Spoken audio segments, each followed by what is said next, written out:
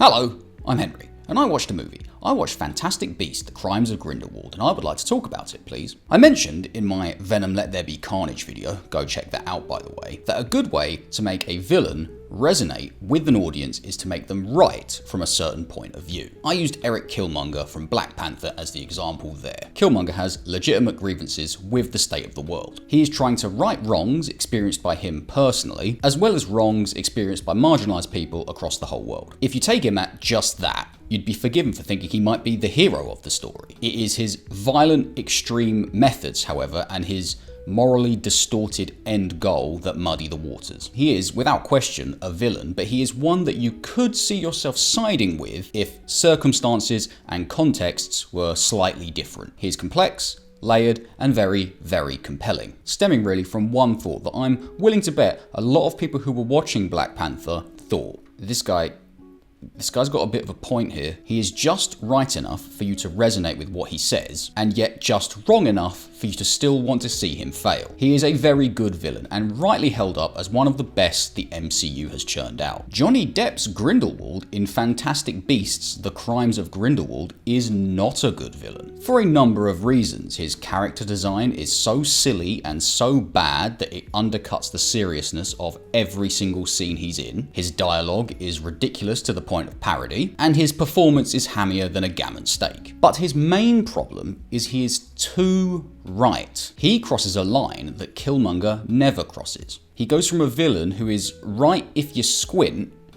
to a villain who is just right. Grindelwald wants to take over the world. He wants to take over the wizarding world, and he wants to take over the muggle world. He sees it as for the greater good. He feels that muggles, with their inability to do magic, are inferior to their magical counterparts, and so should be subservient. Out of the shadows of secrecy, he wants witches and wizards to be the dominant force in the world. It's basically Magneto's ideology from every X-Men story ever told. Oh, he's another good villain who's right from a certain point of view. Magneto. Grindelwald's plan for actually claiming this power in this movie feels like a convoluted mess, because this movie is a convoluted mess.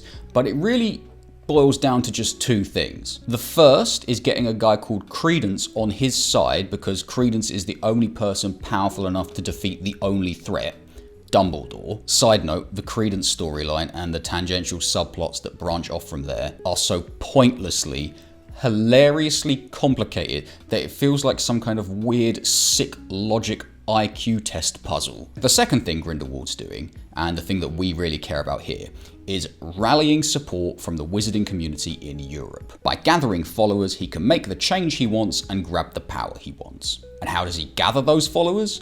By talking. The movie is very insistent that Grindelwald has a silver tongue, that he is very persuasive, that his charisma alone is enough to bend people to his will. It tells you this a lot, and it shows you it a bit. And it is in one of those instances of showing that we get a truly inexplicable decision made on the part of the screenwriters. Grindelwald has this skull vape thing. On the wiki, it's called Gellert Grindelwald's Skull Hookah, which is hilarious, but we can also just call it what it really is, a writing crutch. Like Tom Scott did that one time, Grindelwald can rip a fat cloud from this thing, and in that cloud, he can see whatever the plot needs him to see. Other characters, locations, and most importantly for us here, the future. He holds a rally, and with his vape, he shows the people there, his supporters, our heroes, a vision of the future. A vision of World War II. We see soldiers and tanks and air raids and burnt out cities and concentration camps and a nuke. And when the vision ends, our villain says, that is what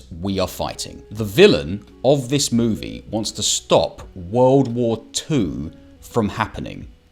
The villain, which means our heroes, by nature of opposing the villain, are actively trying to make World War II happen. This isn't okay. Now, the way the movie tries to get around this not being okay is by framing the world that Grindelwald wants with wizards in control as worse than World War II. At least I think it's trying to do that. It's not very clear. He says to his followers, in a situation where he has no reason to lie, that he doesn't want to kill all the muggles. He just wants to be in control. He just wants wizards out of the shadows and in charge. So what the movie is asking you with this guy is basically, do you want a world where wizards are in charge of muggles, or do you want World War II to happen? This shouldn't really be a position you put your audience in, but seeing as we are being put in this position, I think I'm going to have to go with the former. Between 70 and 85 million people died in World War II. That's including soldiers and civilians. It is the deadliest military conflict in the history of the Earth, and it's not even close. A large number of the worst things the human race has ever done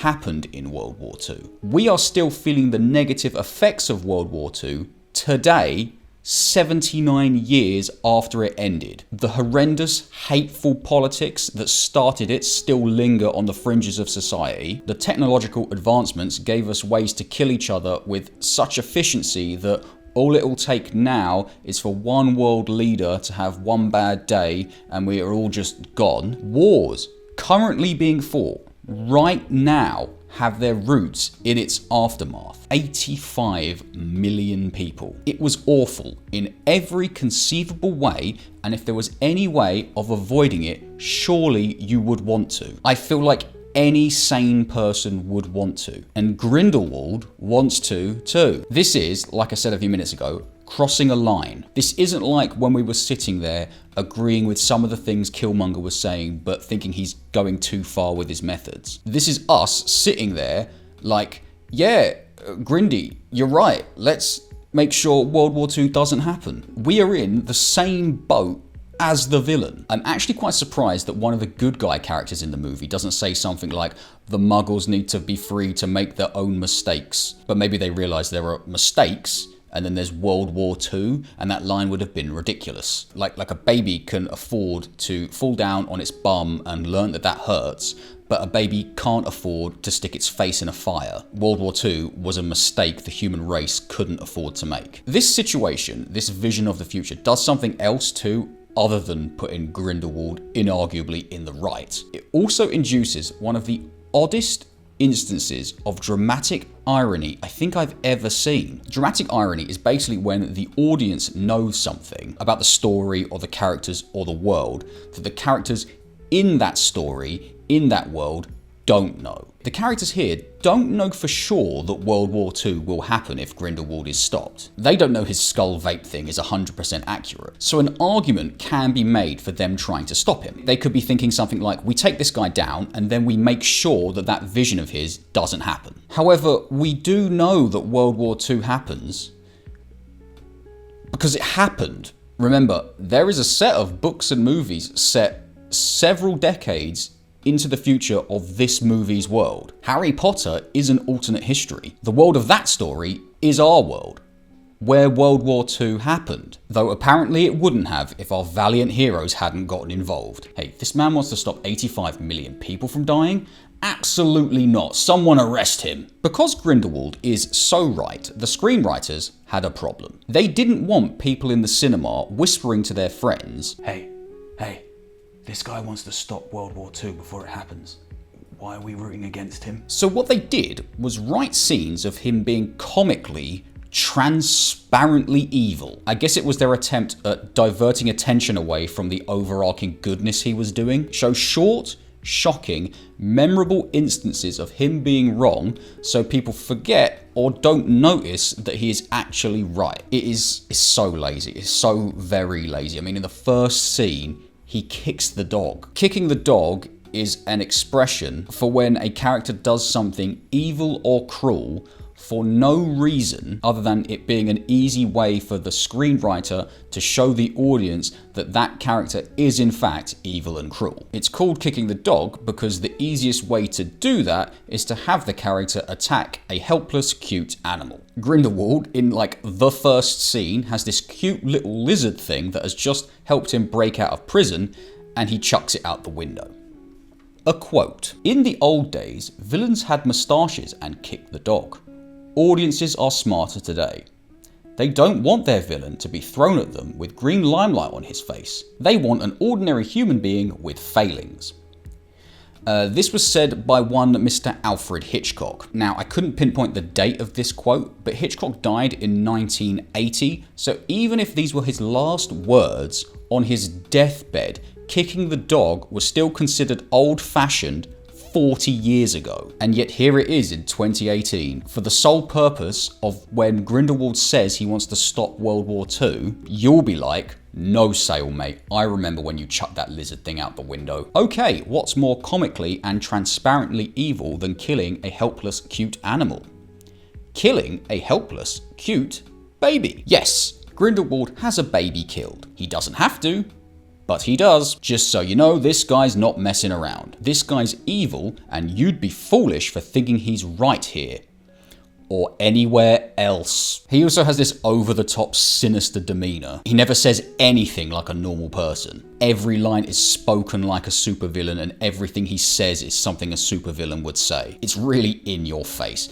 And he kills Zoe Kravitz, the monster. Then there's the subtitle of the movie itself, The Crimes of Grindelwald. The movie is so, and rightfully insecure about its ability to convey the wrongness of its villain, because he isn't wrong, that its name is straight up telling you that he is wrong. He does crimes. He is a criminal. I'm not sure there has ever been a more direct and brazen instance of telling over showing. The problem is, none of this works if you think about the movie for more than a few seconds. I think these types of things do work in the short term. They will distract you from the issues with Grindelwald's plan as the movie is happening. But when it's finished and you're thinking about it and you're reflecting on it, you forget about these little acts of evil, or they shrink away in the face of a guy absolutely trying to do the right thing. Though I think I might be giving this movie a little bit more credit than it deserves. I don't think anyone has sat there and reflected on it. Grindelwald does say he hates Paris though, so it's a big English thumbs up here. What's weird is it didn't have to be this way. It didn't have to be this way at all. Do everything else the same lazy, evil characterization, the same weird credence-centric plan. Just get rid of the World War II thing. Just make Grindelwald want to rule the Muggles for vague, undefined, evil reasons. Not to prevent literally the worst thing that ever happened to the human race. I think though they really did want to make a villain like Killmonger, like Magneto, a person who is right from a certain point of view, but they sort of overcorrected or overcompensated. They wanted to add depth and texture to this Grindelwald. They wanted it to be logical for people in universe to side with him, and they wanted the audience to feel a bit of confliction when it came to his defeat. Unfortunately, how they tried to do this was not nearly as subtle as the character they were trying to make. This all bears repeating. Gellert Grindelwald in Fantastic Beasts: The Crimes of Grindelwald is trying to stop World War II from happening. Our heroes, by nature of opposing this villain, are actively trying to make World War II and its associated atrocities happen. Good work, Newt. Hello, thanks a lot for getting to the end of the video. Like and subscribe and all that good stuff. We are now done with the movies. 4 weeks in a row, we did it. It was actually quite fun, and it's good to know that I can do it without killing myself. So that's always good for the future, but now, gonna be back to the old sort of way, 2 weeks of Top Trumps, and then another book one, probably the next Scott Pilgrim thing, then 2 weeks of Top Trumps, then we'll see if the other book I'm reading is actually, if I'm finished, then we might just do another movie. We'll see. See you in the next one.